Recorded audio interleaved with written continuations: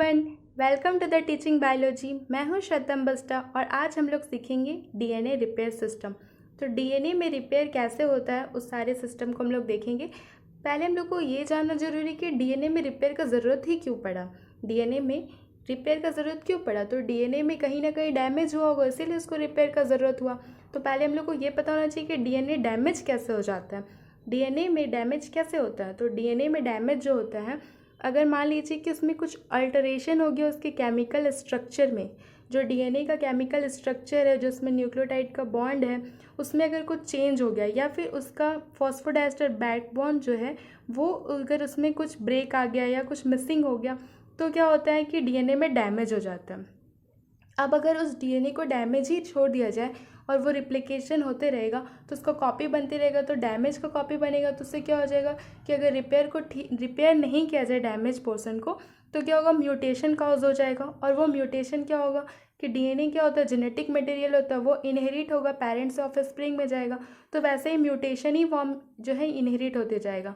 तो जो कुछ ऐसा डैमेज होता है जिसको कि हम लोग रिपेयर कर सकते हैं, मीन्स हम लोग नहीं, सेल रिपेयर कर देता है, तो जिसको रिपेयर कर सकता है वो रिपेयर हो जाता है, और जो नहीं हो पाता वो फिर म्यूटेशन कॉज हो जाएगा और फिर ऑफस्प्रिंग में म्यूटेशन आएगा। ठीक है, तो डीएनए में जो डैमेज होता है उसका कुछ सोर्स है कि डीएनए में कैसे डैमेज होता है।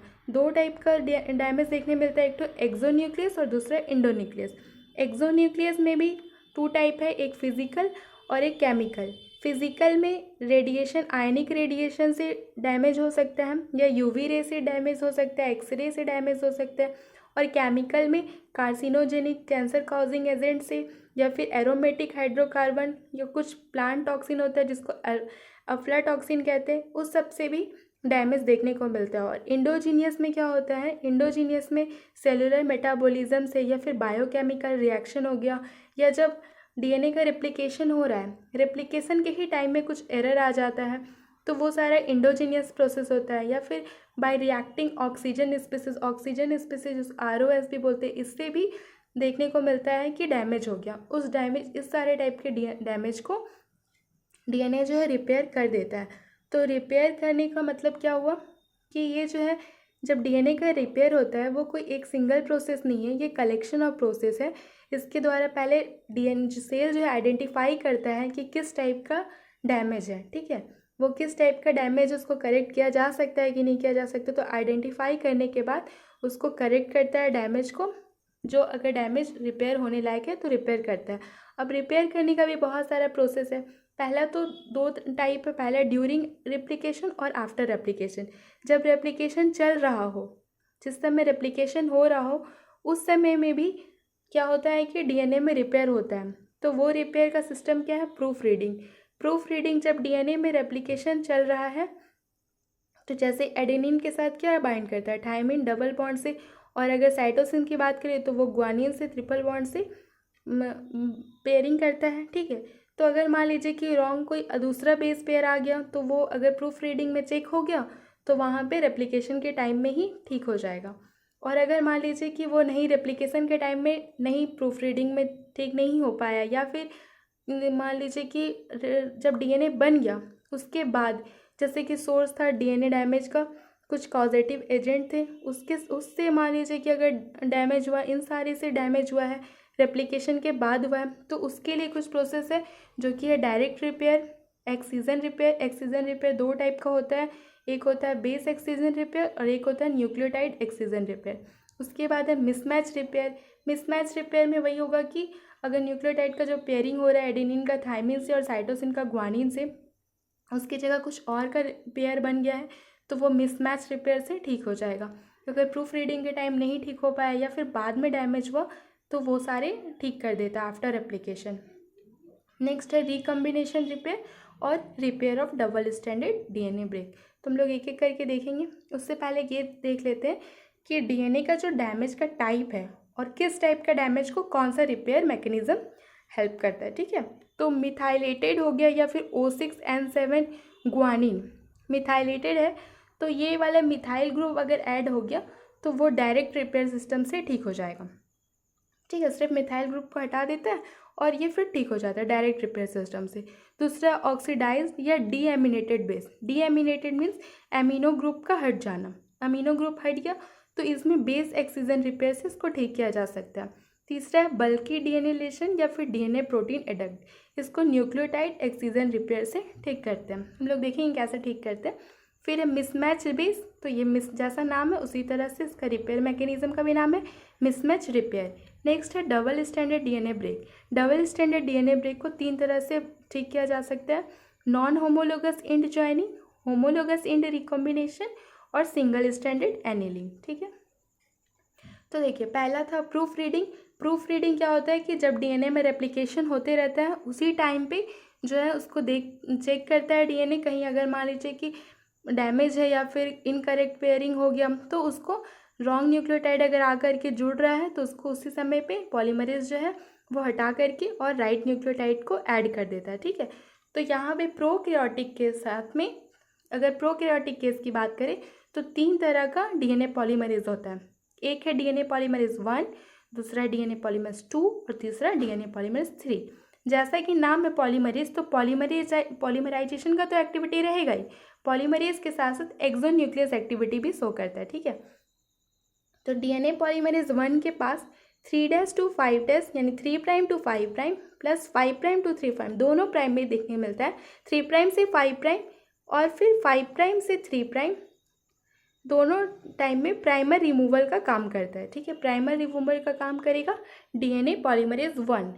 और डीएनए पॉलीमरेज 2 की बात करें तो उसमें क्या होता है कि 3' to 5' में प्रूफ रीडिंग करता है। ठीक है, अगर 3' जैसे कि यहाँ पे बेस पेयरिंग हो रहा है, ये पेरेंट स्ट्रैंड है, ये डॉटर स्ट्रैंड है, तो यहाँ पे जब अगर कोई मान लीजिए कि रॉन्ग पेयरिंग हो रहा है तो वहाँ पे प्रूफ रीडिंग करके डीएनए पॉलीमरेज जो है 2 वो एक्सोन्यूक्लियस एक्टिविटीज़ दिखाता है और रिमूव कर देगा, हटा देगा जो बेस पेयरिंग, जो रॉन्ग बेस पेयरिंग हो रहा है, राइट न्यूक्लियोटाइड को ला करके ऐड कर देता है। डीएनए पॉलीमरेज 3 जो है वो रिप्लिकेटिंग एंजाइम है। ठीक है, और अगर यूकैरियोटिक की बात करें तो यूकैरियोटिक में रिपेयर के लिए डीएनए पॉलीमरेज बीटा देखने को मिलता है। ठीक है, और यूकैरियोटिक में डीएनए पॉलीमरेज बीटा है, लेकिन प्रोकैरियोटिक में डीएनए पॉलीमरेज 2 जो है वो प्रूफ रीडिंग का काम करता है। अब देखिए यहाँ पे डीएनए है, जैसे कि ये पेरेंट स्ट्रैंड हो गया 5' to 3', ये डॉटर स्ट्रैंड है और ये पेरेंट स्ट्रैंड है 3' to 5'। ठीक है, तो यहाँ पेयरिंग हो रहा है एडेनिन का थायमिन से, साइटोसिन का ग्वानिन से, फिर एडेनिन का, यहाँ पे मान लीजिए कि थायमिन एडेनिन का थायमिन से बॉन्ड बनना चाहिए, लेकिन अगर मान लीजिए यहाँ पे साइटोसिन आ रहा है तो ये क्या हो जाएगा, रॉन्ग पेयरिंग हो जाएगा। यहाँ पे डीएनए पॉलीमरेज है, वो चेक किया कि रॉन्ग पेयरिंग हो रहा है, तो एक्सोन्यूक्लियस जो 3' to 5' एक्सोन्यूक्लियस एक्टिविटीज़ है वो इसको हटा करके और राइट पेयरिंग कर देगा। कैसे होता है यहाँ पे देखिए, ये पेरेंट स्ट्रैंड है 3' to 5' और यहाँ 5' to 3' रिप्लिकेशन हो रहा है, ये डीएनए पॉलीमरेज है। यहाँ पे क्या हो रहा है कि ग्वानिन के साथ साइटोसिन का पेयरिंग होना चाहिए था ट्रिपल बॉन्डिंग में, यहाँ तक सब ठीक है। साइटोसिन और ग्वानिन और एडेनिन थायमिन सब सही जा रहा है, लेकिन यहाँ पे ग्वानिन को साइटोसिन के साथ पेयरिंग होना चाहिए था, लेकिन थायमिन आ रहा है। ठीक है, थायमिन आ रहा है तो पॉलीमरेज क्या करता है, इनकरेक्ट न्यूक्लियोटाइड जो न्यू स्ट्रैंड में आ रहा है उसको डिटेक्ट करता है।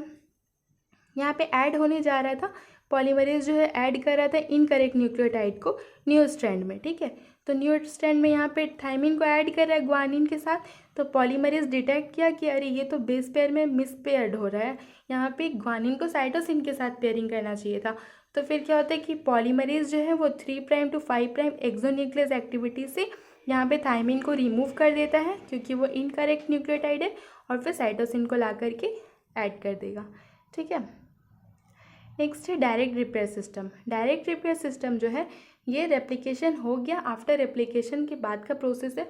अगर मान लीजिए कि किसी तरह का म्यूटेशन या फिर कुछ डैमेज हुआ जो कि सोर्स है, जैसे कि अल्ट्रा यूवी रेज आया, यूवी रेज के वजह से या फिर अल्काइलेटिंग एजेंट से क्या होता है कि यहाँ पे जो न्यूक्लियोटाइड जो बना हुआ करेक्ट पेयरिंग था, लेकिन कुछ मान लीजिए इसमें म्यूटेशन हो गया, कुछ चेंजेस आ गया, तो उसको ठीक करता है। और ये डायरेक्ट रिपेयर प्रोसेस है, तो ये बहुत ही सिंपल प्रोसेस है, सिंपलेस्ट प्रोसेस है। ये सिर्फ जहाँ पर ही इनकरेक्ट होता है वहाँ पे उसको ठीक कर देता है, फॉस्फोडाइस्टर को ब्रेक नहीं करता है, और ये सिंपल सा प्रोसेस है। ये जो जहाँ पे डैमेज साइट रहता है वहीं पे खाली उसको ठीक करता है। तो इसका एग्जाम्पल, दो एग्जाम्पल, एक तो मिथाइल डाइमर का और ये दूसरा है O6 मिथाइल ग्वानिन।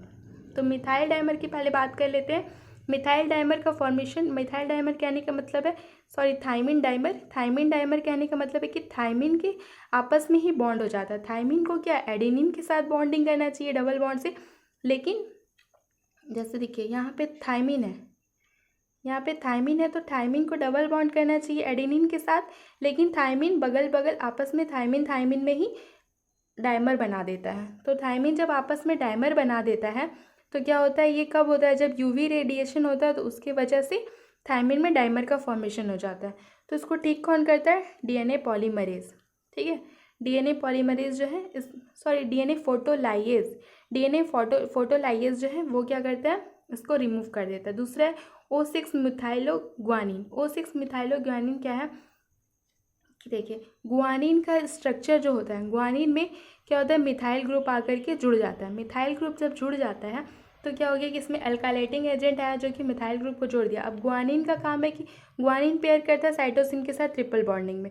अब एक बॉन्ड तो मिथाइल के साथ हो गया, तो अब ये क्या होगा, double bond structure, double bonding show करेगा और ये साइटोसिन की जगह थाइमिन के साथ बॉन्ड बना देता है। तो ये क्या है, यहाँ पे डैमेज हो गया। ठीक है, या ऐसा नहीं होना चाहिए, गुआनिन को साइटोसिन के साथ बॉन्ड करना चाहिए। तो यहाँ पे क्या होता है कि यहाँ मिथाइलेटिंग एजेंट होता है, जैसे कि अल्काइलेटिंग एजेंट अगर जुड़ गया तो यहाँ पे इसका अल्काइल ट्रांसफरेज आकर के इसको हटा देता है। तो मिथाइल ग्रुप जुड़ा है तो इसका एजेंट ये क्या होगा, O6 methyl guanine, methyl DNA methyl transferase जो है वो मिथाइल, सिर्फ यहाँ से मिथाइल ग्रुप को हटाएगा, पूरा का पूरा ग्वानिन को नहीं हटाएगा, क्योंकि ये डायरेक्ट रिपेयर सिस्टम है। तो जहाँ पर ये प्रॉब्लम है वही उसी को सिर्फ हटाएगा। यहाँ पे मिथाइल ग्रुप जुड़ गया तो सिर्फ मिथाइल ग्रुप को हटा देगा, और जो ग्वानिन है वो अब फिर से ग्वानिन बन गया और वो आराम से साइटोसिन के साथ बाइंड कर सकता है, उसको थाइमिन से बाइंड करने की ज़रूरत नहीं है।